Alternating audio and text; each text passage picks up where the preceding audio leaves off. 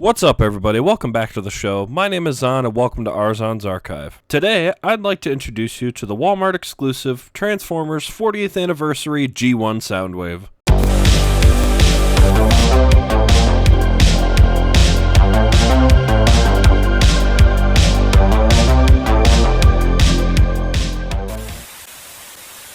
Starting off with the box, we get a nice homage to the original 80s packaging with the addition of Ravage and Laserbeak instead of just Buzzsaw like the original, along with Soundwave now proudly displaying his cartoon-accurate color scheme. We also get to see various product shots of the toy on the side like the original packaging, and on the back we see their tech spec cards under the original box art on the back. These tech specs are much smaller than the original ones, as you can see here, and it sadly doesn't come with a code reader like the earlier Walmart reissues did, but it's not a deal breaker. Pulling the figures out, we get a clear plastic bubble holding everything in place nicely, and out of the box it should come with everything you see here. Plus this nice little booklet that's a lot less colorful than the original, but still does its job just fine. Now on to the figures. Starting off with the cassettes, Ravage and Laserbeak have a lot more simplistic details compared to their original counterparts thanks to their tune-accurate color schemes. But otherwise, their DNA is still the same as the original, just with some more painted details that make nods to the original stickers. Just like how Laserbeak copies the stickers of the cassette with a matte finish, but also has some new nicely detailed Decepticon logos on his feet, which looks really nice. As for Ravage, the all-black finish makes the figure look good from both sides, rather than having his alternate mode look a little weird on the other side.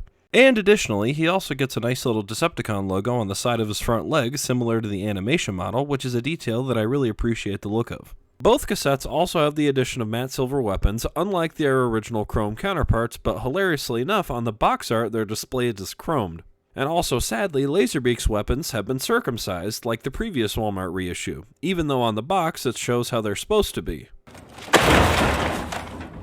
But like I said before, the figures are exactly the same as the original, just with their more matte painted color schemes, which looks pretty nice in my opinion. I really like the red eyes on Ravage, and I also like how Laserbeak's eyes were also changed to look more proper. And overall, in my opinion, they look a lot cleaner, but the original chrome still has its charms. So I'd say it's really all about aesthetic when it comes to getting this figure. To transform the cassettes, starting with Laserbeak, first start by unfolding his legs on the front and then flip the figure down onto them. Then, coming around to the front, you can slide the head up forward and adjust it upright. Then, spread out the wings and plug in his weapons onto his back. And now you have a Condor. Moving on to Ravage, start by folding out the tail and the head of the Panther and bring down the legs and adjust them to your preference along with his little feet. Then, plug his weapons onto his back hips and now you have a Jaguar Panther thing. Yay!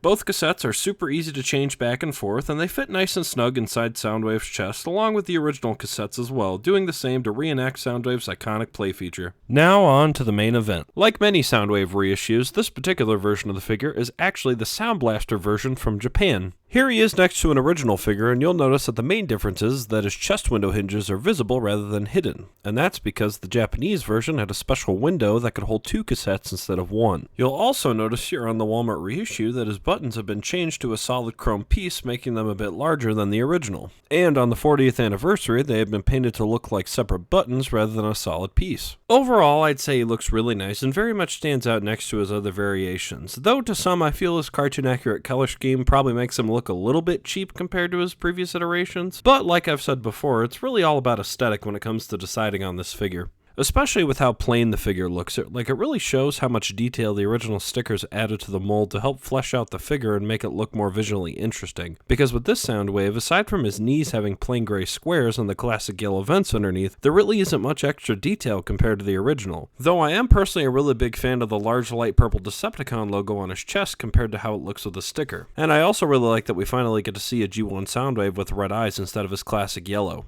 But I do think that the yellow definitely contrasts a lot better, especially against the darker blue on the original, similar to how the G1 Optimus Prime's eyes are. But for this color scheme, I think it works better against the lighter blue. As for articulation, it's pretty limited with his arms having the most free range of motion. His shoulders can rotate a full 360, and he has a full 90-degree elbow bend. His head can also do a full 360. Flipping the figure over, his die-cast toes can flip up and down due to transformation, along with his knees being able to bend forward rather than backwards, and his hip joints can also bend all the way forward to a perfect 90 as well. Even though he can't really do a lot of dynamic poses, he still has it where it counts, and his joints are strong enough to even allow Laserbeak to perch on his arm. He just looks so nice with his other cassettes, and I really want Hasbro to update his more obscure cassettes. It would be so nice to get a new Squawk Talk and Beast Box, especially when Dr. Wu has already made one. Like, they already made a new Slam Dance, and he wasn't even a cassette, and he didn't even combine the same way as the original did.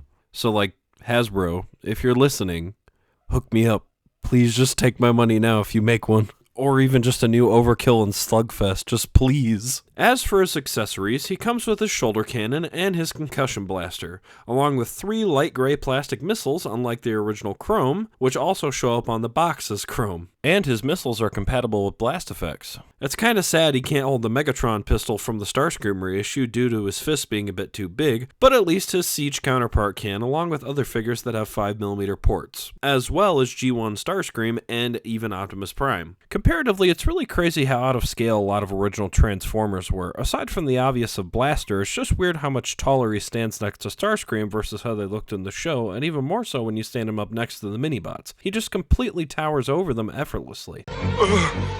He's just standing there, menacingly! For some other size comparisons, here he is next to G1 Megatron, G1 Hot Rod, G1 Cup, Unite Warriors Moonheart, SH Monster Arts Godzilla, Legacy Twincast, G1 Blaster, G1 Galvatron, War for Cybertron Soundwave, G1 Devastator, and the robotic AM radio. On to transformation. First start by removing his weapons and sliding his hands into his wrists. Then fold his shoulders into his back and tab them into place. Now you can take his head and rotate it back 180 degrees and fold it down. Then bringing the figure back around, fold in his feet and rotate his hips around 90 degrees, and then fold his knees 90 degrees, and then fold his hips 90 degrees and tab them into the sides of his chest to complete the alt mode. Then, rotating the radio around, you can slide his back panel off and store his weapons away as if they were batteries. And now you have Soundwave's iconic cassette player mode.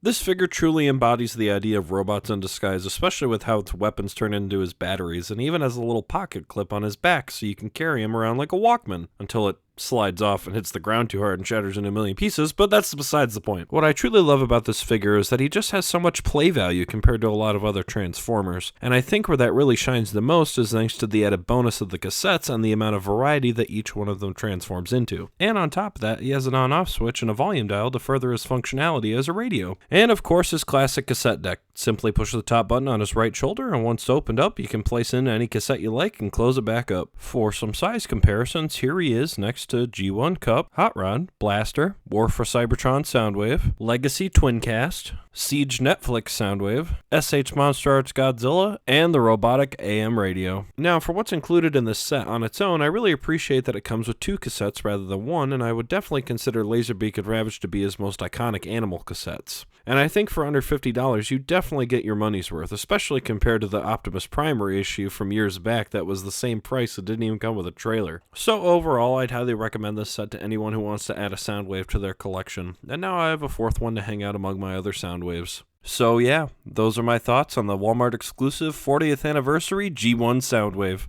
I think he's a great addition to anyone's collection, and I would give him a solid 10 out of 10. Aside from this version looking a bit plain, this mold will always be one of the best Transformers ever made, and one of the key characters that helped start what is now a 40-year legacy that has truly stood the test of time and has brought joy to generations of kids and adults alike.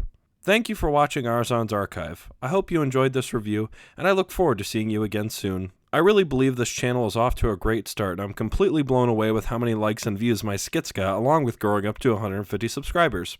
So if you haven't already, please like and subscribe and comment who you'd like me to review next. I've got many more reviews coming your way, and I hope to see you there. See you guys next time.